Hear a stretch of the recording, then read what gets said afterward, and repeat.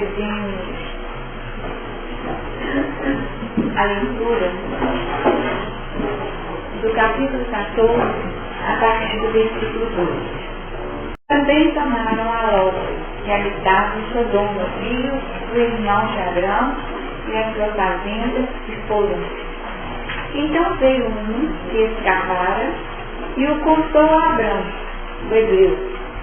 Ele habitava junto dos carvalhais de Mamre, o amorreu, irmão de Escol e irmão de Ané. Eles eram confederados de Abrão. Ouvindo, pois, Abrão que o seu irmão estava preso, armou seus criados, nascidos em sua casa, 318, e os perseguiu até Dan. E dividiu-se contra eles de noite, ele e os seus criados, e os feriu, e os perseguiu até Obá, que fica à esquerda de Damasco. E tornou a trazer toda a fazenda, e tornou a trazer também a Ló, seu irmão, e a sua fazenda, e também as mulheres e o povo. E o rei de Sodoma saiu de tal encontro, depois que voltou de ferir a Kedorlaomer e aos reis que estavam com ele no vale de Sabé, que é o vale do rei. Bom, na semana passada, a nossa mensagem se ateve a uma reflexão sobre o movimento da guerra. Nós entendemos que dentro da lei de destruição, muitos componentes só são realmente saneados a partir de determinados movimentos mais agressivos, geradores de sofrimento e dor. Então, o sentido da dor surge como essa necessidade, fruto da novidade espiritual, que ainda coloca à frente expressões de orgulho e vaidade. Começamos muito sobre o sentido da vaidade. Vaidade como um componente que detona o entendimento de que nas situações da vida, muitas das circunstâncias são lidas com ofensas. Aquelas ofensas não necessariamente dirigidas a nós, mas que são lidas por nós como sendo pessoais. E a partir dessa identificação da ofensa como um elemento detonador de uma série de reações, nós percebemos no âmago dessa situação a presença de um sentimento doentio, perigosíssimo, que foi o ressentimento. O ressentimento que foi abordado de forma um pouco mais detalhada a partir do estudo do livro Conflitos Existenciais. E nós percebemos que as pessoas que vivem nessa faixa do ressentimento, no fundo, serão movidas pela ânsia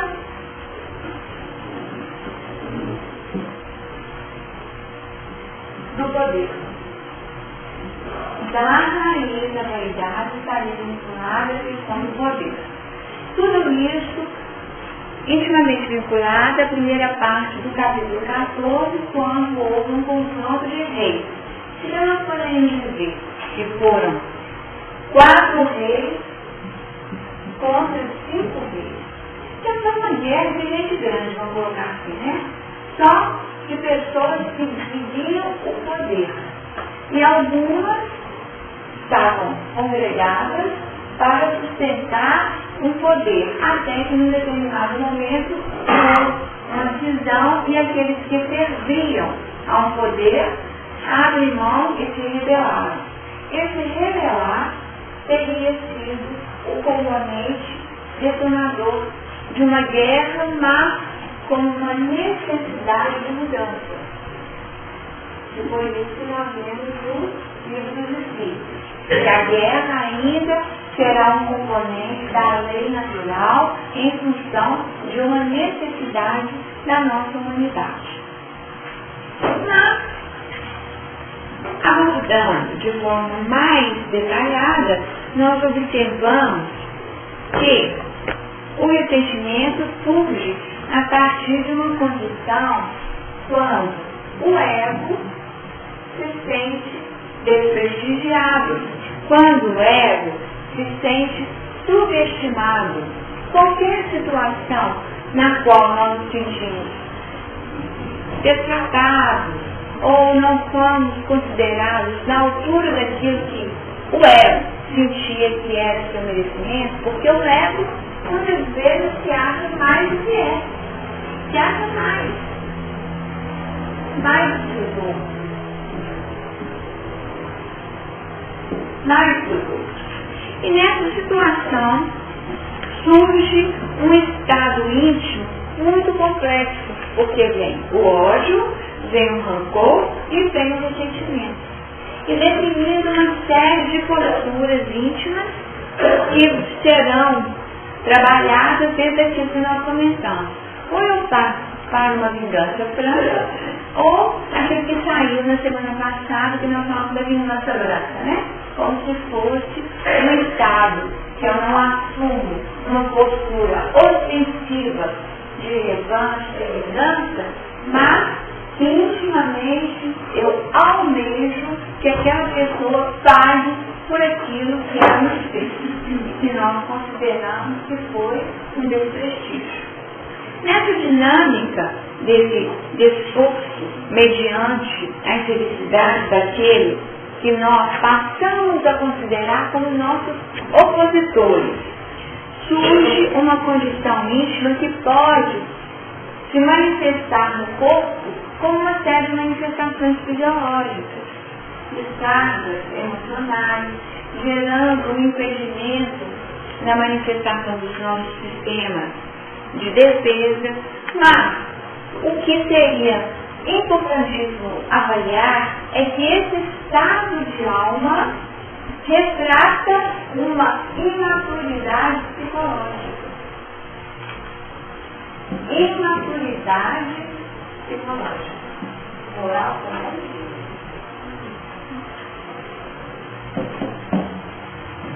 Nós poderíamos falar que moral, espiritual, é uma idade definida pela nossa condição. Porque se dentro da visão ética do verdadeiro cristão, nós não deveríamos ter uma postura de entendimento de verdade, então, no fundo, nós concluímos na semana passada que a nossa idade espiritual, ela é ainda muito definida, né? Nós estamos ainda engatinhando, nós estamos dando os primeiros passos em alguns momentos ou em algumas facetas da nossa estrutura íntima. Mas a imaturidade gera um estado doentio e que pode se agravar tanto no físico como também nas questões psicológicas, que surgiriam depressões profundas, distorções e até um adoecimento mais complexo, gerando transtornos mentais. Muitas vezes as pessoas que estão internadas em hospitais psiquiátricos, elas têm na sua essência uma fixação em mágoas antigas que elas não deram conta de superar. Então, foi um ressentimento que gerou um estado tamanho de fixação naquele ponto, de não perdão, de não libertação, que foi estruturando cada vez mais e mais e mais o processo de adoecimento. E novamente com uma tendência enorme, que é própria da criança. O que a criança fala? O sorvete dela cai, ela vira para você, a culpa foi sua, porque você me deu na hora que eu não estava com a mão firme. A criança fala isso, mudou, sem o menor constrangimento. Então, essa tendência a transferir para o outro a responsabilidade daquilo que é uma ação sua, também é um retrato da nossa imaturidade psicológica. Enquanto nós estivermos projetando ou transferindo para fora, para o outro, aquilo que é de competência pessoal, nós podemos dizer que a nossa imaturidade está muito grande. E isso também gera um estado de fixação nos padrões adoecidos. Em síntese, nós podemos dizer que na ânsia do poder, o indivíduo quer ser mais do que ele é. E no fundo, naquela visão pendular, nós poderíamos dizer que num polo o indivíduo se sente poderoso. No outro polo,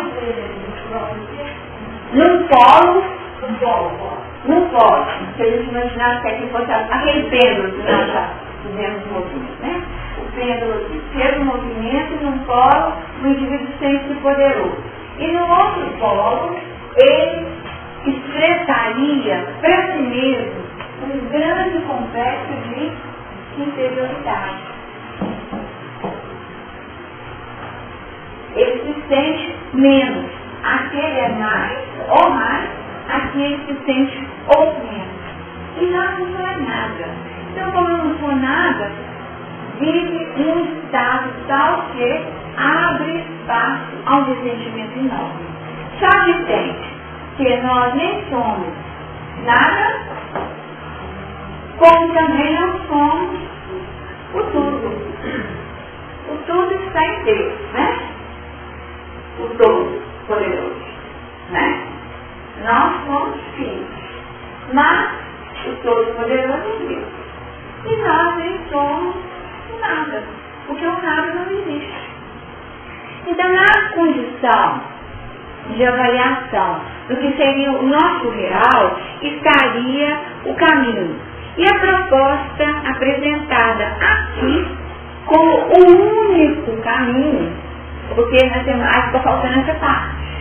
Qual seria o caminho para sair dessa condição? Como nós nos libertaríamos dessa situação? E a colocação é superação. Superação, o único caminho. Então nós precisamos nos libertar disso. Qual seria esse caminho da superação? O primeiro nós fizemos semana passada, né? Teve alguém aqui que não se identificou ressentido em algum momento da vida? Todos nós, em algum momento da vida, nós nos ressentimos de algo ou de alguém. Em algum momento, porque ainda estamos nessa faixa de maturidade psicológica. Pode ter durado segundos, eles falam, não sei, isso não pode ficar nisso, e já partir para o caminho libertador de superação. Mas nós conhecemos o que é o ressentimento. E ainda faz parte da nossa vida, do nosso dia a dia. E aí sim, nós precisaríamos trabalhar a terapia libertadora. Então, identificarmos que nós somos ressentidos não por maldade. Não é por maldade. É por imaturidade. Quando nós, aí já fica mais fácil para nós. Porque a gente fala assim, não, tudo bem, eu tudo bem, no entanto, fiz bastante coisa. Que paradoxo que é esse? E aí, o esclarecimento, na verdade, seria uma definição que o ressentido não é um indivíduo maldoso, essa vingança aí não decorre de uma maldade genuína, mas de uma imaturidade. A criança vira para o seguinte, vamos brincar de sala de aula. Aí a outra diz assim, então eu vou ser professora. Não, professora não, você não vai ser, professora sou eu. Aí ela fala assim, não, eu quero ser professora. Ela fala assim, então eu vou levar o meu giz embora. A criança faz assim. Nós fazemos isso também. Se não for do meu jeito, do jeito que eu quero, eu levo o meu giz embora.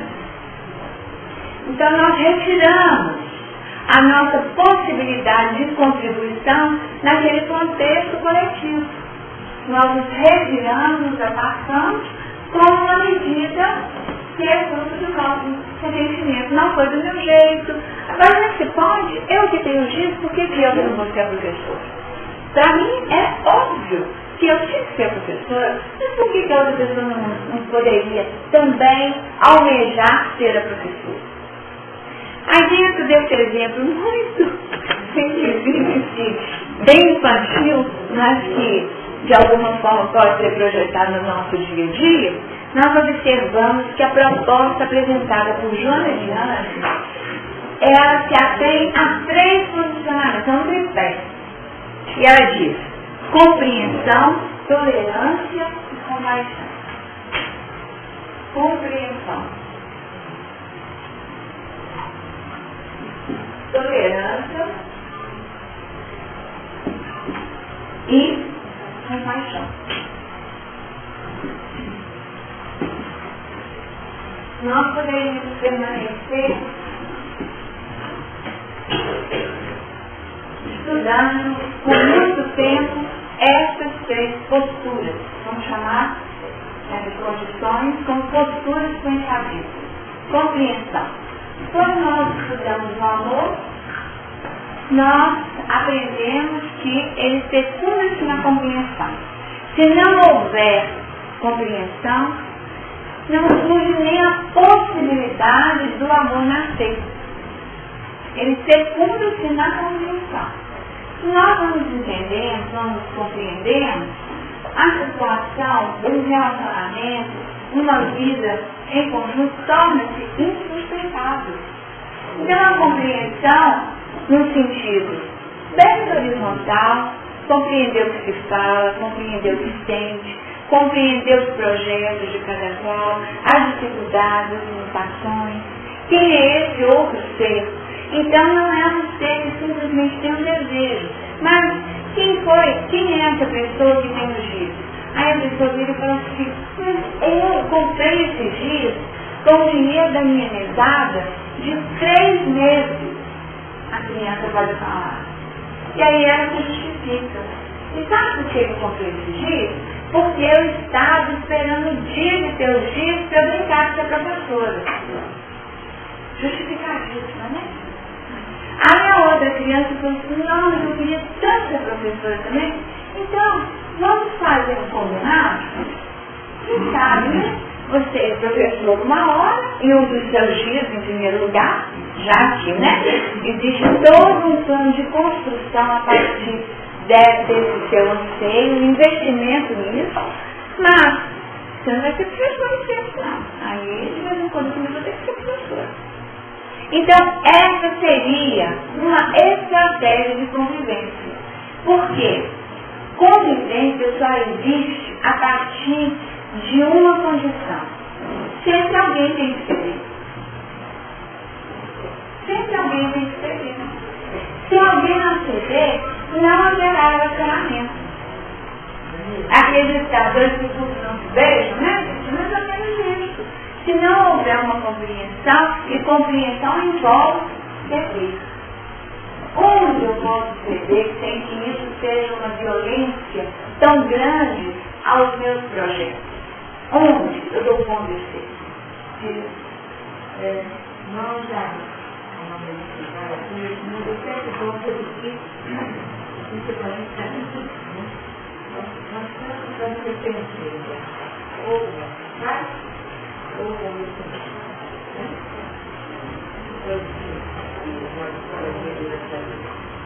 Eu já estou tendo uma série de uma vez,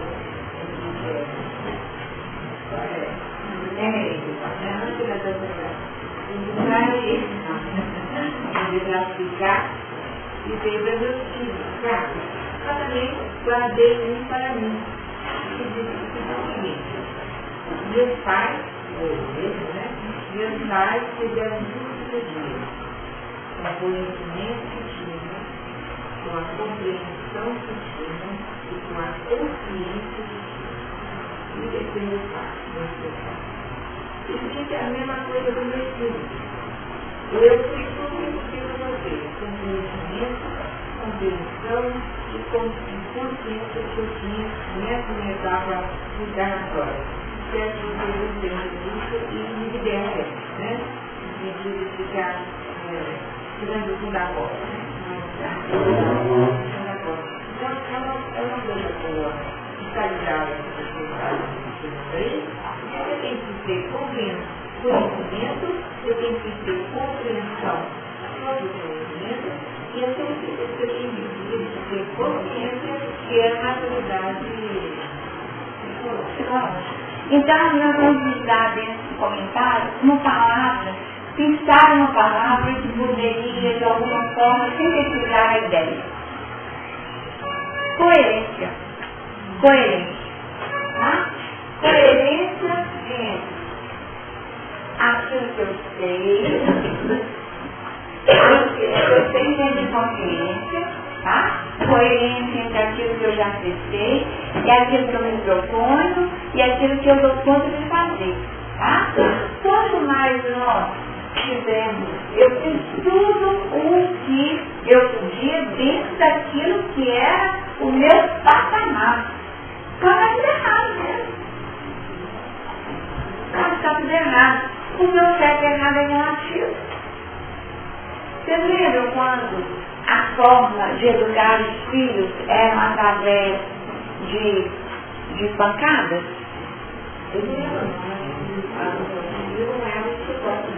Pois é, eu tive um colega de história, que ele era de família estrangeira e usava shortinho de couro. Então, para poder apanhar, usavam a corrente do cachorro. Porque não adiantava levar a mão, a roupa era de couro. Então, para poder apanhar, para poder marcar e falar que estava errado, e, na verdade, não colocar. Era um jeito de adestrar, né, gente? O sistema era guiador. A proposta era essa. E não existia culpa naquele ato. Agora, vocês imaginaram isso hoje? O conselho tutelar nem bater em cima, né?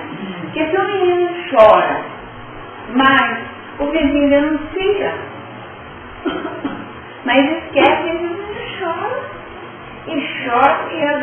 e aí como é que fica? Chorou porque está sendo maltratado? Ou chorou porque é vizinho mesmo? É um espírito de filho que já está mostrando Deus jubilo. Uma coisa de pensar, tá, gente? Só avançando, tenente. Definindo questão de coerência dentro daquilo. E antes eles não tinham culpa, porque para eles era. Hoje nós não precisamos pensar um negócio desse, né? Como pode, né? Bater com a corrente do cachorro. O dia que levanta a mão para um filho, vai pra cama de remorso, ou acaba de bater, vai lá pedir desculpa, o que é pior, né? Aí o que é pior? O que é pior? Vai desautorizando, vai misturando tudo, fica denunciada a falta de coerência, porque, na verdade, eu não sustentei, foi a raiva que eu tive, e aí bati com raiva, e com raiva não era a hora de corrigir. Então, é uma série de desafios, e a vida propõe essa série de desafios, porque a gente vive um laboratório de ensaio e erro, né, infelizmente. Ensaio e erro. E o melhor para um não é para o outro, porque as pessoas são muito diferentes. Para um você fala, para o outro você tira, fugiga, bate e não adianta, né? Então, qual a melhor metodologia? Então, a questão da educação. E isso se aplica a nós mesmos. Em alguns aspectos nós somos dóceis, nós acolhemos. Em outros aspectos nós não acolhemos de jeito nenhum. Esses pontos são os nossos pontos vulneráveis. Esses são os pontos que exigem de nós uma coragem enorme para serem enfrentados. E aí nós nos perguntamos. Foi uma guerra de poderosos, né? 4 contra 5. Uma guerra de poderosos. E surge um outro poderoso no contexto que nós comentamos. Que Abrão foi um exército, 318 homens criados, nascidos, quer dizer, totalmente instruídos no processo educacional dado por essa paternidade. Ele lançou mão do seu exército pessoal para ir em busca de Ló. Não foi isso? Não é Ló. Ele tinha dado a Ló liberdade de fazer escolha, Ló fez a escolha pela necessidade de prazer horizontal. Sucesso, êxito no mundo. No entanto, o mundo muitas vezes envolve e sufoca todas as expressões espirituais e nós acabamos numa posição de prisioneiro. E ele era um prisioneiro. Ele e tudo que ele tinha, toda a sua fazenda. Abraão, vivenciando uma posição de consciência, mobilizou seus recursos, porque para ele, Ló era o quê? Irmão. Então, aqui essa é a diferença. Quando nós pensamos quem é nosso irmão, como atuar, como ir em busca do nosso irmão para tirá-lo da prisão, o que acontece conosco? O que nos impede de fazer esse movimento muitas vezes?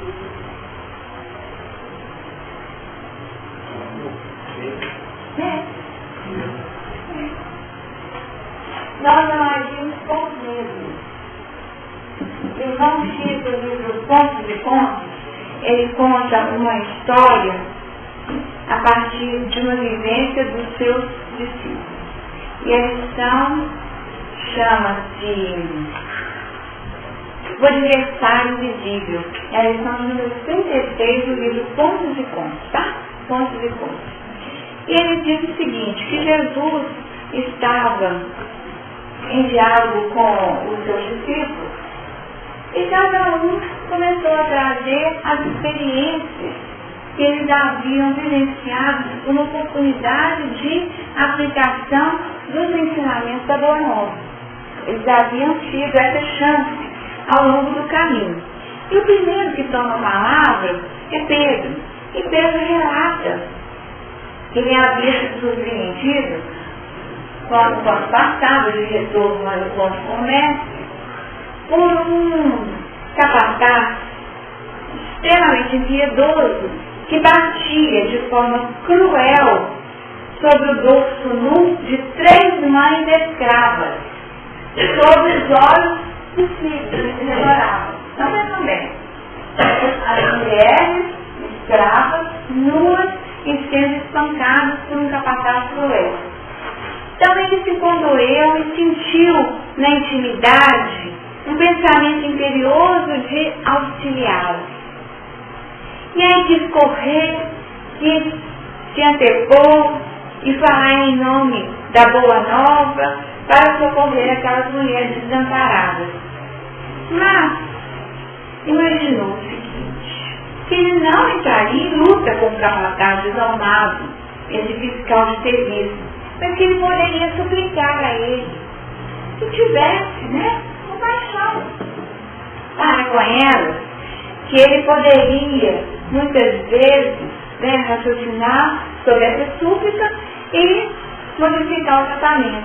Mas ao mesmo tempo que ele pensou isso, ele pensou o seguinte, nossa, quantas vezes um simples pedido que nasce do coração pode aplicar a ira de uma pessoa? Quantas vezes? Você fala, isso não. No entanto, tive receio na questão. Que diria o perverso disciplinador? Minha intromissão poderia criar dificuldades até para nós. Ali ele envolveu o grupo. Aí o que ele fez? Nada. Pedro ficou e foi embora e contou o que ele viu. Aí foi a vez de quem agora? Acho que foi. Tiago. Aí Tiago também, enquanto estava na ida, agora no encontro com Jesus, viu que uma mulher estava numa condição, uma mulher jovem, com uma criança no colo, arrastando em profundo abatimento, pedindo socorro e declarando-se infortunada viúva de um vinhateiro. Naquela época, gente, viúva, Deus, Vocês lembram a situação de anos de curva, de posição social abastada, reconhecida, ficou viúva, perdeu tudo. Então a viuvez era considerada um fortuna daqueles que foram crianças. Então Tiago, percebendo isso e ouvindo a súplica, Na hora, ele identificou e teve um movimento instintivo de solidariedade. Ele pensou. Aqui Tiago teve um movimento instintivo de solidariedade.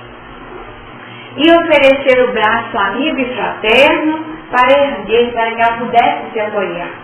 Mas aí, rapidamente, ele recordou que não longe dali estava uma colônia de trabalho ativo. E aí ele pensou, e se alguém me visse na companhia de semelhante mulher? Poderiam dizer que ensina os princípios da boa nova e ao mesmo tempo são motivo de escândalo. Olha só a justificativa na boa nova. Pedro justificou que a ira do disciplinador poderia se estender à coletividade dos discípulos. E aqui Tiago definiu o quanto era possível se estender ao entendimento da boa nova. A opinião do mundo é descredidosa, ele afirmou. A opinião do mundo é descredidosa. Jesus ficou tranquilo escutando, né? Os depoimentos. Aí Bartolomeu contou o que havia se passado com ele. Também no mesmo caminho. Minha jornada para cá não me faltou desejo o tempo inteiro do bem. Desejo, tá, gente? Nós ficamos só em desejo de semear. O desejo de semear o bem. Todavia, o que querem? O que querem? Eu tive desejo, mas o que querem? Eu só encontrei um ladrão. Eu só encontrei um ladrão no caminho, estava escondido, percebi que a túnica estava suja de sangue na altura do coração. Aí, o que aconteceu? Inclinei a acreditar na existência rápida, porque ele está vivo. Mas tive receio de inesperada incursão das autoridades pelo sítio e fugi. Se me pilhassem ao lado dele, o que seria de mim? Então, que ver em companhia de um ladrão, né? Ajudando o ladrão? Ladrão seria, né? Aí, Bartolomeu, esse é Bartolomeu. Depois de Bartolomeu foi Filipe. Aí Filipe falou assim, comigo as situações foram diversas. Completamente diversas. Quase chegando aqui, uma assembleia de 30 pessoas me pediram conselhos sobre a senda da perfeição. Queriam ensinamentos, tá? Desejavam se ver instruídas com as ideias do reino de Deus, as nossas ideias, a nova visão sobre o reino de Deus. Dirigiram-se a mim ansiosamente. Contemplavam-me simples e confiantes. Todavia, vejam bem, se vocês reconhecem alguém aqui, todavia, ponderei as minhas próprias imperfeições e senti escrúpulos. Vendo-me roído de tantos pecados e escabrosos defeitos, julguei mais prudente evitar a crítica dos outros. A ironia é um chicote inconsciente, por isso emudeci e estou aqui. Quatro situações distintas, né? Completamente distintas. As escravas sendo maltratadas, a viúva como uma criança totalmente desvalida, o ladrão, né, o pecador ferido, e uma assembleia ávida por conhecimento. Quatro situações. E o que eles fizeram? Nada. Aí, Jesus ficou fraginho, silencioso. Mas aí Simão faz esse papel, né? Ele tem a impulsividade, a ansiedade dele é tamanha que ele rompe o silêncio e pergunta, mestre, que diz? Que diz, né? Mestre, que diz? Desejamos efetivamente praticar o bem, mas como agir dentro das normas de amor que nos traça, se nos achamos em toda parte do mundo rodeados de inimigos? Tá? Isso aqui que eu gostaria de salientar. Estamos em toda parte, só um dia que terminar a história eu passo para o Senhor. Estamos a todo instante rodeados de inimigos. Então, o disciplinador foi visto como inimigo, os trabalhadores que estavam na ativa foram vistos como inimigos, as autoridades foram vistas como inimigos e a Assembleia, que poderia absorver os ensinamentos, a Assembleia em potencial poderia ser vista como inimigo também. Porque aquela mesma Assembleia que estava árvore de conhecimentos, hoje a situação é essa. Que é o conhecimento, mas serão sensores e vão avaliar se existe coerência. E, na verdade, o que aconteceu com Filipe foi isso. Ele questionou a falta de coerência. Porque eu não sou superador, eu não sou perfeito. Então, crítica seria o elemento. Então, a vontade, o desejo aqui dele, vamos colocar o desejo, era, né? E aí Jesus responde: Pedro, todos os fracassos do dia constituem a resultante da ação de um só adversário que muitos acalentam. Muitos acalentam, tá? Esse adversário visível é o medo. E olha só, gente. Você, Pedro, tiveste medo da opinião dos outros. Tiago sentiu medo da reprovação alheia. Bartolomeu asilou o medo da perseguição. E Filipe guardou o medo da crítica. Então nós podemos nos colocar na vida avaliando o seguinte: muitas vezes irmãos nossos ou elementos da nossa intimidade são aprisionados e precisam ser libertados. E uma vez que nós sabemos que os inimigos estão dentro de nós, o inimigo que impede muitas vezes uma ação efetiva é o medo. O medo que é o grande inimigo, o grande adversário. Então nós ficamos paralisados, porque o medo paralisa. E nós ficamos fixados naquela postura, naquela condição de vida, sem realizar absolutamente nada. Tudo aquilo que está em nossas mãos. Nossas mãos. Realizar. Então, essa condição é algo para se pensar. Como é que nós estamos lidando?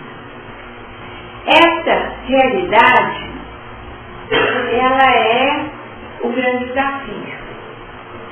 Abraão mostrou-se inicialmente fiel, obediente, mas em todos os movimentos da vida ele mostrou-se uma pessoa de muita coragem, tá? Muita coragem. Porque ele sai daqui para lá, daqui não tem jeito, ele desce para do Egito ele volta, retoma, sem sair da sua zona de conforto, onde ele havia estabelecido todo um trânsito livre, com uma amplidão sobre a terra, mas, tendo a notícia, desloca-se com tudo aquilo que é fruto da sua criação, com toda a sua criação, e vai em busca daqueles que estavam numa situação totalmente adversa, que seriam os prisioneiros. Tá certo? Então, eu acho que estava na primeira linha. Pela tolerância e a compreensão, né? E essa outra palavra, compaixão. E tinha que ser aplicado. Resolvia esse problema pelo que eu vi com você falou. Claro,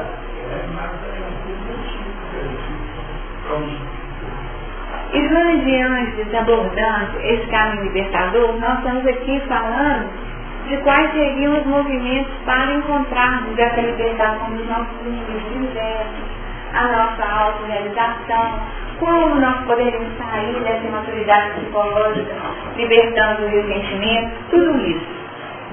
Agora, ela ainda diz o seguinte, que ninguém vive a atacar o outro, exceto quando em desarmonia consigo. Olha só, gente. se ataca o outro porque você está em desarmonia consigo mesmo. Olha só, isso é muito grave, eu acho.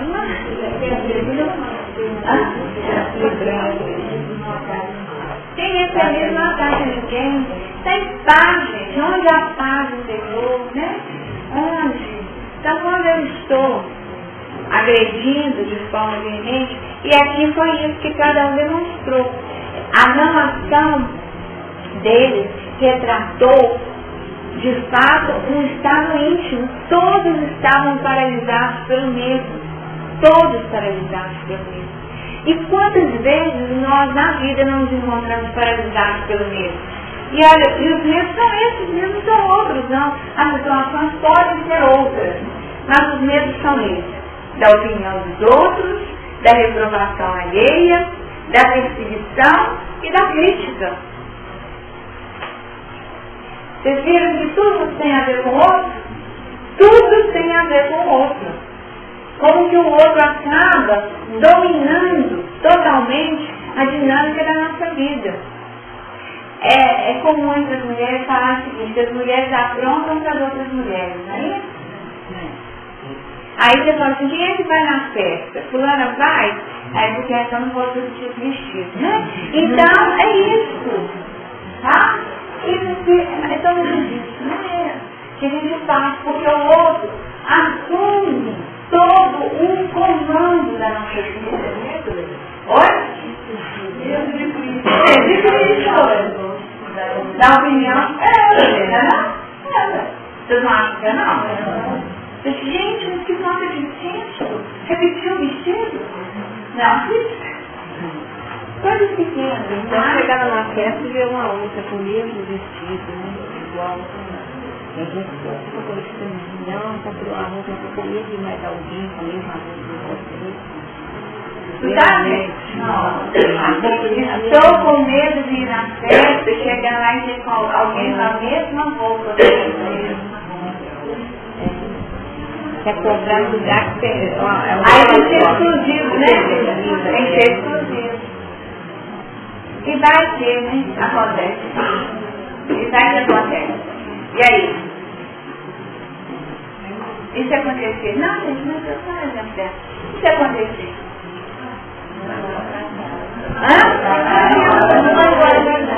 Um vai embora para casa.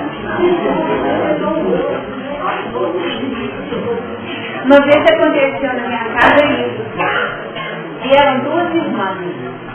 E foram as duas com o mesmo vestido. E foram as duas irmãs com o mesmo vestido. Eu falei assim, ó, que bom, hein? Eu brinquei na hora. Eu falei, que bom, porque todo mundo ia achar que era o mesmo. Uma emprestava para a outra. Então, saíram aí com elas, ainda tiraram fotos juntas, sabe? Ficou lá e virou. É uma forma, né? De conduzir. Hã? Quer? Chega, mas era uma adulta já, né? Se fosse pequenininha ainda podia, né? Eu já era... mas teve isso. Então, bom, é um conjuntinho aí. Mas eu vou passar as palavras agora. Falta essa coragem. Tá? Vamos lá. Por enquanto, só na compreensão,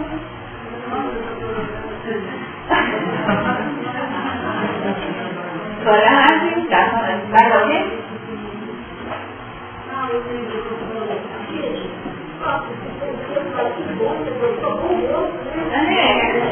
Estamos numa sintonia perfeita, né? Na interagem, acho que ele está fácil. A gente pode até falar, mas no fundo de com tanta roupa, né?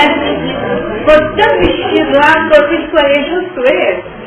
E aí a questão é essa, né? Porque nós ainda temos uma coisa natural, né? Não adianta, porque nós ainda não estamos nessa. Nós podemos minimizar, né? Nós tentamos minimizar para ficar menos pesado. Mas no fundo o desconforto existe. Porque, na verdade, a gente queria que esse outro, nossa, que bonita, né? Está muito elegante, que isso, que e de preferência exclusivo, né? Como te dá conta, né, de ser tão elegante, fulano, né? Não mostra, porque quer ser o máximo, né? O ego quer e almeja o máximo. proposta do Eva. Abraão não estava nessa não, viu, gente? Pelo menos até agora não estava não. Aí talvez muitas mulheres, né? Não sei. Eu posso falar sobre o meu âmbito, né? Feminino. Aí os homens podem se pronunciar. Acho que eu não sou um não, eu vou com essa camisa sobrando da minha vaga.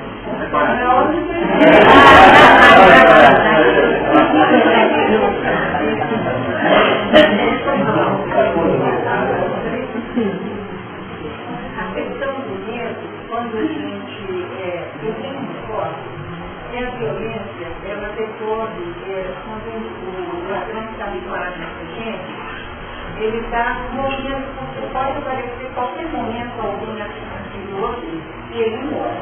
Então é como se ele tivesse transformado, eu mato não me mata. Isso que eu penso. Não sei se é verdade, mas eu penso que algumas violências são cometidas exatamente porque o indivíduo está no máximo então ele vai infinitamente e aí ele já passa. Você acha que esse pensamento é uma situação tem sentido? Olha, aqui, nesse livro, Conflitos Existenciais, Joana de Ângeles, ela aborda 2 capítulos distintos. Ela aborda um capítulo como crueldade e o outro capítulo como violência. Então, nós poderíamos dizer que são 2 coisas extremamente distintas. A violência, muitas vezes, é uma resposta instintiva. Ninguém vive a atacar outro, exceto quando em desarmonia consigo. Então, uma pessoa em desarmonia consigo, num plano aceitável, de aspas, poderia ser esse alguém que agride para se preservar. Eu não estou bem, eu sei que eu estou fragilizado, se eu não atacar, daqui a pouco o outro me ataca. Então eu não ataco. Muitas pessoas não vivem dessa forma, a melhor defesa é atacar. Tem gente que acha que essa é a dinâmica da vida. A melhor defesa é o ataque. Não é? Aí pega o outro de surpresa, desestabiliza o outro. Só que tem que isso pode ter sido útil e efetivo numa faixa evolutiva. Hoje, quando hoje as pessoas estão mais espertas e já conseguem identificar o processo de treinamento. Aí essa medida tornou-se uma estratégia muito frágil. Porque nós não sabemos que quem está atacando está em harmonia consigo. Esse aqui está assim, aí. O que é isso? Isso não é meu não, isso é seu, isso não pertence não.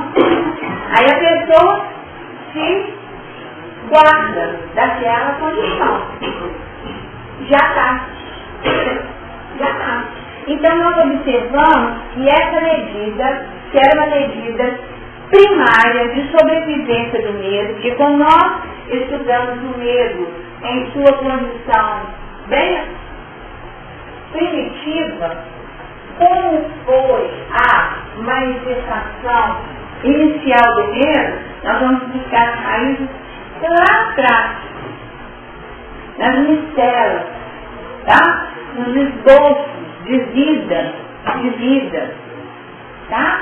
Dos primeiros seres unicelulares, a raiz do medo está lá. Quando a condição do mar ficava diverso, não pode ser. O mar estava hipertônico demais. Então aqueles seres unicelulares, eles tinham de criar uma medida que era de defesa, criando uma carapaça. E essa condição é como se eles estivessem imóveis, tá? Então a paralisação que o medo gera é decorrente dessa raiz do medo lá de trás. Mas seres unicelulares lá no fundo do mar, tá? Então essa condição aqui, até que as condições externas, ao externo, até que as condições externas tornassem-se menos hostis, tá? Tornassem-se menos hostis para que ele pudesse de novo trabalhar um movimento de vida como expressão de vida e até assumir as questões naturais de reprodução e tudo mais. Então, o medo cria esse estado de defesa. Mais à frente, nós vamos perceber que o evoluir da expressão de manutenção da vida passa por dois movimentos, não apenas esse de fechamento. Aqui nós podemos dizer que esse fechar seria a fuga, tá? Eu fugir do meu mundo íntimo. Mas, evolutivamente, nós teríamos duas expressões, duas vertentes de ação do medo. Ou eu fujo, ou eu luto. Tá?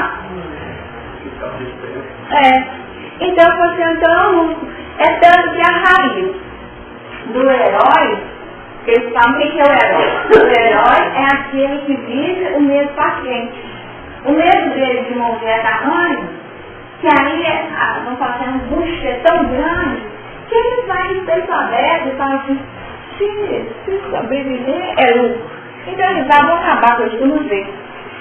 Vou acabar com isso de uma vez. Não ia lutar. E aí, parte para o confronto. E vai com tamanha fúria interior, porque aí o medo toma uma raiz muito grande, com uma raiva tão grande, que mistura medo com raiva, né? E aí ele, muitas vezes, consegue eliminar muitos que pega de surpresa, como que um sozinho vem cá e faz um estrago dele. Aí morre, né? Morre. Mas morre como herói. Certo? Então a questão é apropriada quando nós falamos que o medo também nos joga para frente. E aí quando eu tomo uma medida drástica, acabar com isso aqui, é porque nós temos o medo da dor muito grande. Tá? O medo da perda. Quando as pessoas falam o seguinte, não, eu não ia suportar perder, então eu já saí do contexto antes. Nem se coloca na posição. O que é isso? Medo também. É covarde. É imaturidade. É medo mesmo, tá? Sem dúvida. Então, gente, falar de coragem é falar desse componente que seria o polo da expressão desse grande inimigo, ou adversário invisível. O título é preciso. Quem é que percebe que nós estamos com medo? Tá? Só nós é que sabemos qual é a tônica do nosso medo. Porque são vários elementos que poderiam ativar em nosso medo, como se fosse uma modernização do nosso medo. E aqui ele apresentou 4, né? Apresentou 4. Da opinião do outro, da reprovação, da perseguição e da crítica. Formas distintas, mas que tem no outro um grande desafio. Então, esse tal de outro na nossa vida, é uma questão delicadíssima que nós precisaríamos refletir com muito carinho, né? Como é que o outro está governando a minha vida? Como é que eu faço tudo em função do outro? Da opinião, da possível reprovação, da crítica e uma série de elementos. E com isso nós deixamos de buscar aquilo que seria a nossa plenitude interna. E vejam bem, vai adiantar chegar no plano espiritual e fazer esse tipo de argumento? Não fiz por isso. A pessoa tem todas as chances de fazer, como é que ele está? Isso eu não fiz por fulano, isso eu não fiz por causa do Beltrano, isso eu também não fiz, aí eu não fiz tá. E projetando tudo fora de nós. Como que vai ser? Talento errado. Porque não adianta, isso não segue, isso não é água. Tá? Na justiça do divino, né? Tá certo? Tá certo? Mas eu acho que isso é evolução. Então, é evolução e a desejo, é um primeiro ponto. A gente só faz as coisas a partir do desejo. Quem é que almoça esse desejo? Então, acho que isso é importante. Entendeu? Eu acho que isso é importante. Num determinado momento, esse desejo vai sair. E vai ser exteriorizado e vai ser colocado em ação. Então eu vou colocar uma coisa que você falou. Vou colocar uma coisa que você falo aqui como importante. Em um determinado momento, isso vai acontecer, tá? Agora, é uma questão de tempo. Será que nós temos todo o tempo? Então, essa questão do tempo, o que eu posso falar o seguinte, e nós ainda temos esse relevante, tá, gente? Nós espíritas. E a gente fala assim, nessa não deu. Né? E na hora que a gente fala nessa não deu, que preguiça que tá, né? Para não isso eu estou deixando para a próxima, ou para as próximas. Fulano, Beltrano, Ciclano, só daqui nos 10. Né? Ainda projeta, não é? Estou conversando demais, gente? Então isso é fácil, né? Isso é fácil. Então aí quer dizer, vamos querer sim. Em algum momento nós vamos querer, com certeza. Em algum momento, até a fome que eu não tenho vai chegar. Até a fome que eu não tenho vai chegar. Porque é da natureza humana atender as suas necessidades. Não sei onde foi que eu li assim. No livro Libertação, sabe, gente? No livro Libertação, no capítulo 13, que é o que eu vou fazer hoje, tá? De evangelização, 13. Super bastante esse capítulo, sabe?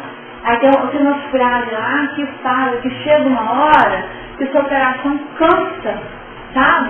Cansa de ficar naquela situação e está ávido de mudança. Não é nesses termos, mas a ideia é essa. Então, chega o tempo de cada um. Mas, só nós poderemos responder. Mas será que o nosso tempo não é aqui e agora? Porque o nosso tempo é o presente. O nosso tempo é o presente. Se eu deixo de viver o presente, as coisas estão acontecendo. E a vida vai encaminhando. E as situações se renovam, se modificam. E se eu não atuo naquele momento, nós vamos ficar como os 4 aqui, como Pedro, Tiago, Bartolomeu e Felipe. Os 4 perderam oportunidades grandiosas que poderiam, sem dúvida, fortalecer a coragem deles. Tanto assim que eles, enquanto eles estavam com Jesus, gente, o que será que deve ter sido viver junto com Jesus, a força irradiadora de Jesus, com aquela serenidade, e nem com Jesus do lado, né? Eles não tiveram coragem. E coragem é agir com o coração, tá? E agir com o coração. Deixar que eles já tinham semente no coração. Mas eles não davam conta, o pensamento foi claro de Pedro. Tiago não teve dúvida que o sentimento brotou, já estava dentro deles, mas eles não deram conta de agir com o coração. Deixavam para fora, com tamanha naturalidade. Talvez, o que a gente aprende nos livros? Qual deles? Não lembro da qual, a 19, lá na hora que fala que os que amam governam a vida. Uma frase assim, bacana, que retrata a profundidade e a ação da onda do amor. Os que amam governam a vida. Se eles agissem possivelmente com a coragem e com essa condição natural, espontânea, o que talvez poderia acontecer em cada um? A vida deles. Talvez o disciplinador pudesse ter se convertido, porque ele estava atacando, porque ele estava mal com ele. Se ele resolver, que nós aprendemos isso aqui agora, que quem ataca é mal consigo mesmo. Aqueles homens que estavam na ativa, percebendo ali, então quem estava na ativa tinha fluxo de vida normal, alimento, tinha tudo, né? Uma colônia ali. Quer dizer, uma coletividade. E uma mulher e uma criança, completamente desvalidas, sem nada, arrastando pelo chão. Será que o gesto de um desconhecido dando o braço não poderia tocar o coração deles e de alguma forma resolver isso? Por que nós não fizemos isso? Quem sabe? A proposta do atendimento ao ladrão era viver com o pecado? Não pode alguma. Ainda podia até entregar para as autoridades públicas, ó, está precisando de cuidado disso aqui. Não sei se o momento seria para isso, mas podia lá dar um traço e seguir em frente. É compreensão e compaixão. Tolerância. Tolerância. Vocês lembram qual que é a legenda do Espiritismo? Qual que é a legenda do Espiritismo? Não, a prevalência.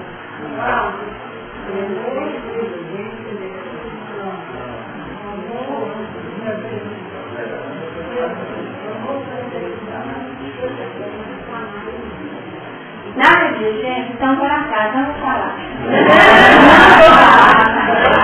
Não vou falar.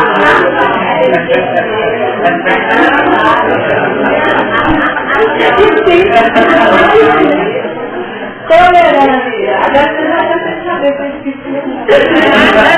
Tolerância é uma delas. Tá? Tolerância é uma das 3 palavras. É do café. Não, isso é verdade. Isso é o vício da realidade. Não. Quando Kardec... Não, eu vou provar para vocês pesquisarem onde é que está. Quando Kardec... Vocês viram que... Mas essa é muito bacana. E ele se apoiou para fazer essa trilogia a partir de Pestalozzi no processo educacional. Só que ele mudou um pouquinho.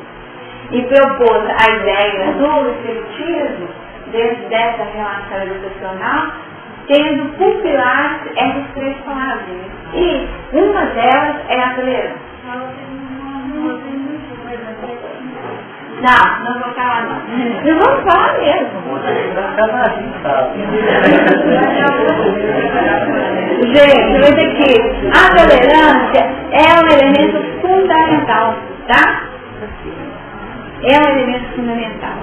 E se não houver tolerância, nós realmente também não vamos conseguir nos relacionar. Não vamos nos relacionar. Vocês vão ver, na continuidade desse capítulo, Abrão foi assim. Eu achei muito ousado, tá? O jeito que ele lidou com o rei de Sodoma, tá? Ele foi... Não, era Abrão. Então aqui ele fez todo o movimento, foi para a guerra, devolveu tudo e ao final, como é que é? E o rei de Sodoma saiu-lhe ao encontro, depois que voltou de ferir Arquedor Laomé e aos reis que estavam com ele no vale de Sabé, que é o vale do Rio, tá? Então quer dizer, a região vale do Rio. De expressão mais baixa, mais material, aquilo que é da expressão da autoridade física, material, aqueles que estão num domínio nítido, mas no mundo. E olha só, saiu ao encontro, ele foi chegando e falou assim, ó, e ele, eu podia ter levado logo com ele para a terra dele, não podia, gente? Você viu? Devolveu Ló para o piso que ele elegeu. Isso é importantíssimo. Devolveu Ló para o piso que ele havia elegido. Tá? E porque nós não podemos querer retirar as pessoas do deserto. E o livro da Rocha, tá vendo? Quando você vai arrumar? Nós, né? Na manhã, sim. Tá vendo? Eu quero que você vai arrumar. Foi escolher aquele lugar, foi querendo utilidade, prosperidade rápida. Olha o que aconteceu. Eu mesmo tive que sair do meu fogo, expor meu exército, vir para cá em pelejo para poder sobreviver. A nossa realidade ainda é essa. De cobrança a todo instante. Eu faço por você e quero seu reconhecimento. Na verdade, nós não queremos nem só o reconhecimento. Nós queremos que a pessoa se curve às nossas vontades e desejos, uma vez que nós fizemos aquilo em função dela. Então, olha só o aprisionamento que nós geramos em relação ao outro. Muito complicado, né? Ló aqui foi o que acontece no nosso dia a dia. Como é que nós nos relacionamos? Porque Abrão foi maravilhoso na coragem dele. Como que ele ia deixar o irmão preso? Foi isso que Jesus fez. Nós estávamos presos. Estávamos presos no pecado? Vamos colocar assim? No engano, no erro, como filhos do diabo? É isso? Filhos do mundo material, ele veio trazer uma visão para nós de um outro reino, de uma outra condição de vida, sinalizar essa espiritualidade para nós, que nós somos espíritos, para nos libertar. Nós, como irmãos prisioneiros. E ele veio, né?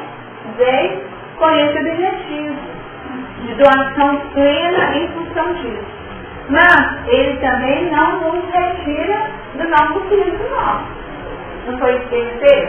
Ele só analisa os fatos, finaliza o que ele for, nomeia para nós. Nomeia. Ele não nomeou dos quatro qual era o problema? Não tinha inimigo. Não tinha inimigo no disciplinador, não tinha inimigo na coletividade de trabalhadores ativos, não tinha inimigo nas autoridades que nem aí se encontravam. Nem tampouco, vejam bem, aqueles que eram os discípulos, os aprendizes em potencial, quem é que poderia dizer que eles teriam capacidade de fazer uma crítica? Então eram mesmo todos a partir de uma fantasia, um mesmo imaginário. Um mesmo imaginário. Quem falou que vai ser assim? Na verdade, é uma aula de fé. Não, decorar não se põe a fé. É uma acreditar mesmo. Mas falta de fé em quem? Em nós. Falta de fé em nós. Aí que está. Nós não acreditamos, aí que cai de novo no nosso complexo de inferioridade. Falta de fé em nosso potencial. Falta o conhecimento potencial dos dois Tá certo? Eu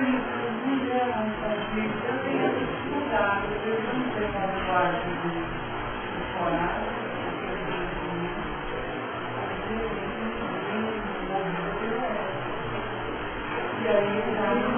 Vou repetir essa fala. Às vezes eu tenho dificuldade. Às vezes eu tenho dificuldade em definir quando eu estou agindo pelo ego. Acabei de mais, tá? É só às vezes. Eu estou repetindo. Adorei às vezes. Então, gente, essa questão, eu acho que é toda hora a gente tem essa dúvida. Qual é o móvel real da minha ação? Qual é o móvel real da minha ação? Eu estou fazendo um atendimento ao meu eu superior, escutando o que o meu Cristo interno está nomeando para mim, ou eu ainda quero só trabalhar a valorização do meu ego? Esse capítulo, gente, de libertação, é o 13. Vale a pena, sabe? Ele é muito bacana. Quem que meditar, vamos falar só um pouquinho, porque vamos ficar investindo. Mas é muito bonito, porque fala de um encontro, é um juiz que tem a possibilidade de conduzir um processo de uma pessoa que está presa indevidamente, e é um tipo de passado, sabe? É um tipo de passado. Mas aí André Luiz tem a chance de tocar a fronte dele e fazer a leitura do mundo íntimo. Então uma pessoa que do ego, tinha todos os conflitos, não dava de palácio, seu conhecimento, visto como uma pessoa íntegra, tudo de bom. É bonito. Mas na hora que ele deita, aí esse auscultar do mundo íntimo dele é feito de tal forma que é identificado um estado de conflito interno, de falta. Fala assim, gente, quantas vezes eu aconselhei as pessoas, quantas vezes eu finalizei esse aquele caminho, como orientador, isso, aquilo, mas onde a paz que eu almejo, sabe? Aquele encontro consigo mesmo, que é o grande desafio da vida, né? E aí, nesse movimento todo de questionamentos, nós queremos também viver uma condição. E eu penso para um encontro que se dá no plano espiritual, que é de uma beleza, nossa, intraduzível, que tem que ler e valorizar, mostrando como esse estado de questionamento íntimo gera espaço para realmente operar libertações. Porque aquele prisioneiro havia sido no passado, porque no passado ele também era poderoso. Era um senhor de posses, tinha muitos escravos, tá? Muitos dos escravos continuavam no âmbito do atendimento na vida atual, mas alguns se destacavam por vínculos mais complexos, determinada antipatia. Então o Búzio tem como o instrutor da obra ali, e do encaminhamento dos fatos, ele tem toda a arte de sensibilização que toca o coração dele profundamente, para que ele tenha coragem de agir, não segundo o ego. E ainda fala com ele assim, vou dizer, não fica fazendo muita conta, não vai desespero, tá? Porque ele propõe que a filha do moço que estava lá na casa dele fosse educada como filha. Pode educar, e vai ter que passar para o seu filho. Então tem uma coisa aí, que é de resgate do passado. Então, uma série de envolvimentos que para o ego, gente, seria simples. Não seria simples para o ego, não? Nada de simples. E é feito de um jeito assim, maravilhoso. Oi? Mas o Búzio deu todo o caminho para ele. Primeiro ela tinha que ser entregada na casa. Manda para uma instituição, manda estudar. O Búzio, acho que você percebe como que é. Policia, né? Não fica numa posição, não. Qualifica, dá condições, dignidade, prepara a moça. Né? E é diferente de você colocar uma empregada é filho do seu coração. Não é não? Então, quer dizer, a vida dá chance de a gente fazer diferente. E nós temos as orientações para fazer diferente. Porque nós não podemos nem alegar ignorância. E ainda diz, você não vai lembrar de tudo não, tá?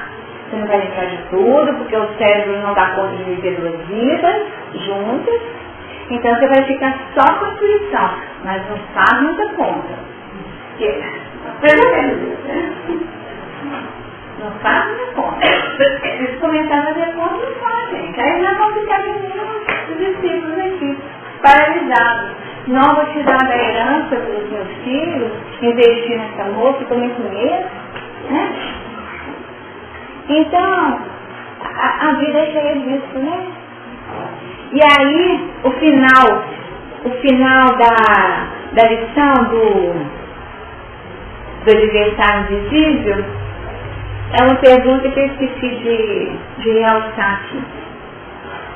De novo, Pedro, né, gente? Senhor, como nos livraremos de semelhante inimigo? Como? Aí Jesus não responde como não, mas responde no quando. Tá? Interessante. Ele pergunta como e Jesus responde, porque eu coloquei o tempo maiúsculo aqui. Quando o tempo e a dor difundirem entre os homens a legítima compreensão da vida e o verdadeiro. Vou ler de novo, porque aqui não pode ser convoluído. Essa tem que ser bem dura.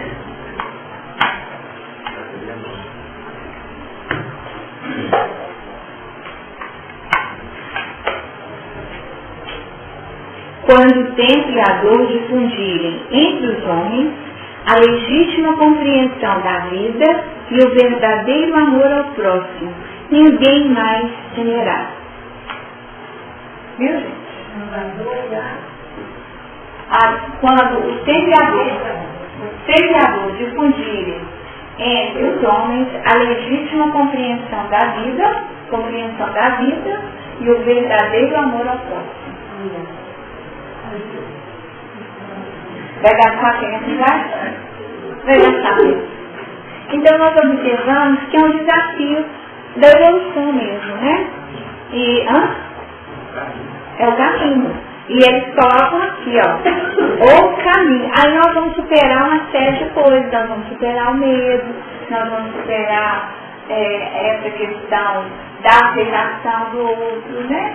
Por que nós não fazemos uma série de coisas? Mesmo de não sermos aceitos. Porque nós, às vezes, a intimidade lá, assumimos uma postura pacífica, e usamos uma máscara, o bonzinho, às vezes, né? Usa uma máscara, o estudioso, né? Porque ele já aceito pela família. É uma busca de lugar, de reconhecimento. É só você reconhecer dessa família, ou se eu for bem-sucedido, se eu tiver muito dinheiro. Então nós buscamos esse reconhecimento fora, porque não temos ainda essa paz interior de uma construção pessoal e intransferível. Tá? Ficou alguém sem se colocar? Sobre o quê? Sobre a crueldade? Quando nós começamos aqui, gente, a violência, então, seria uma resposta quase vinculada a essa dinâmica aqui, tá? Retratando ainda uma condição de força bruta. Agora, já a crueldade é uma condição muito mais complexa, tá? Na crueldade, 103. Ela já é considerada uma expressão de um transtorno grave da personalidade, tá? A pessoa pode ser violenta, mas ela tem consciência da sua ação. O cruel, ele já percebeu, já é um padrão de distorção quando a pessoa estrutura a partir de uma condição de consciência, sentindo-se injustiçada, uma resposta para lá de, vamos falar assim, desproporcional à ofensa recebida. Então essa desproporcionalidade é muito grande. E essa pessoa cria uma condição de personalidade alienada, insensível e hedionda. Tá? E aqui coloca alguns aspectos que teriam como raiz. E muitas vezes essa pessoa tem muita inveja e amargura. E em função dessa inveja e dessa amargura interna, ela desenvolve um desdém geral em relação às outras pessoas. É muito complexa a questão da crueldade, tá? E é muito doentia, porque a pessoa comete todos os atos e não sente culpa alguma. É tanto que coloca a crueldade como os elementos, assim, geradores de um quadro patológico de esquizofrenia, tá? Muito complicado. E ainda situa que punições legais não conseguem corrigir esses desvios, tá? Punições não corrigem. E que, na verdade, essas pessoas que apresentam traços de crueldade, muito mais do que a escola, precisam do hospital, tá? Porque são pessoas que estão enlouquecidas no colar, tá? Agora, ela desenvolve quais seriam os caminhos trilhados, né? Que às vezes existe um grupo de pessoas que conseguem sustentar um comportamento normal, mas como não apresentam resistências emocionais nem espirituais, elas não têm em si resistências espirituais e emocionais, o que acontece? Em caso de preconceitos ou injustiças, elas podem vir a desenvolver reações cruéis. Tá? E fala isso. Mas elas não conhecem nem a culpa, nada. E não tem um comprometimento com Nem remorso, né? arrependimento sem pensar, tá? Então, sem remorso, sem nada. Mas, olha só, são pessoas muitas vezes inteligentíssimas, porque tem uma atividade mental muito grande, uma sagacidade muito grande, e elaboram, criam uma série de situações para prejudicar o outro. Mas vivem um estado de indiferença enorme. É indiferença pelo outro. Se a não viveção no medo é uma desvalorização do outro, aqui na crueldade o outro não importa. Tá? Aí é um fechamento onde o outro é realmente desprezível. E nessa avaliação, naquele estudo sobre do Masaru Emoto, aquele japonês que fez um trabalho sobre a água, sobre colocando músicas e uma série de elementos, estímulos, para poder pesquisar que tipo de construções, né? De construções eram promovidas a partir desses estímulos externos, mentais, sonoros, tá? Então, essas vibrações são... Eu até deixei aqui, porque semana passada a Marlene cantou para nós, né? Cantou para nós, eu acho que eles marquei. Não, tá aqui, ó. Eles colocaram a água, escutando Edelweiss, tá? Então, que a cantora Edelweiss falou, acho bonito que ficou uma construção, tá? Linda aqui, ó. Pra deixar de ter se a gente pensar que o nosso corpo é água, né? Então, quando nós nos colocamos escutando músicas positivas, saudáveis, nós de alguma forma damos uma conformação à água do nosso corpo muito mais harmônica do que quando a gente escuta uma música parada, tá? Muito mais preparada, vocês entenderam, né? Mas nessa pesquisa que o Renault fez, ele ainda colocou assim, tribo, colocou com arroz também, e durante um mês o arroz recebendo comando verbal, às vezes é mental, verbal, tá? Às vezes só retirar a análise de determinados pontos, dado poluído, água, jogar uma fonte cristalina, uma nascente e tal. Então ele fez também com arroz contínuo. Então o arroz que recebeu o estímulo de gratidão, acho que foi gratidão. De gratidão, ele teve um movimento favorável. Aquele que teve um movimento adverso também se organizou. Mas o que teve menos resposta foi o indiferente. Então, uma conclusão que o indiferente, ele é pior. A questão do cruel, eu nem ia mostrar isso não, mas aí já que veio a questão do cruel, o cruel é indiferente, não está nem aí. Então aí a gente busca no Evangelho, né? Ser quente ou frio. O problema está no morno. Você ficar nessa morno aí, sem se posicionar para definir, ó, eu sou ou eu não sou, eu sim ou não. Mas esse negócio do morno é o indiferente, porque ele acaba gerando uma condição adversa para um grupo muito maior. Ele acaba sendo mais nocivo. Interessante isso, né? Importante de agradecer o alimento, né? Sem dúvida.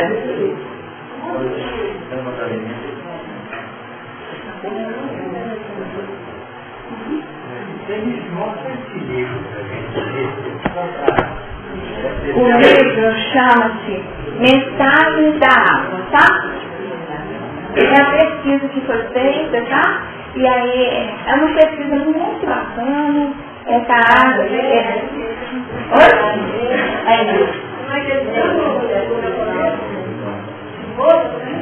Masaru Emoto. Mas é só pesquisar na internet, gente, que tem essas imagens, né? Tá com 2 volumes. Não. Masaru Emoto. E é uma pesquisa feita que então coletava a água, depois congelava a água, depois fazia um corte, depois fazia análise no microscópio eletrônico numa câmera escura e fotografava, tá?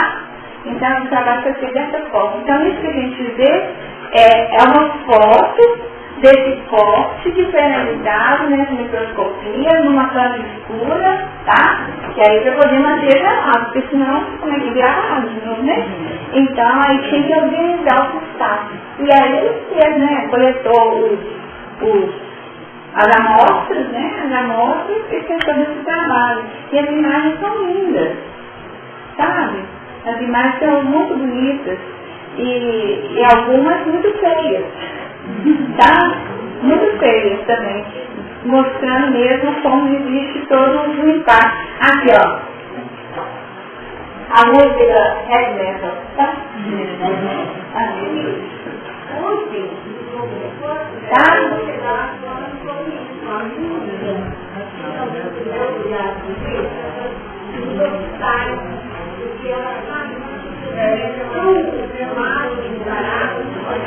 Gente, então vocês vejam bem por que tem que ser uma música suave e serena. Mas o nosso tempo acabou. Foi rápido,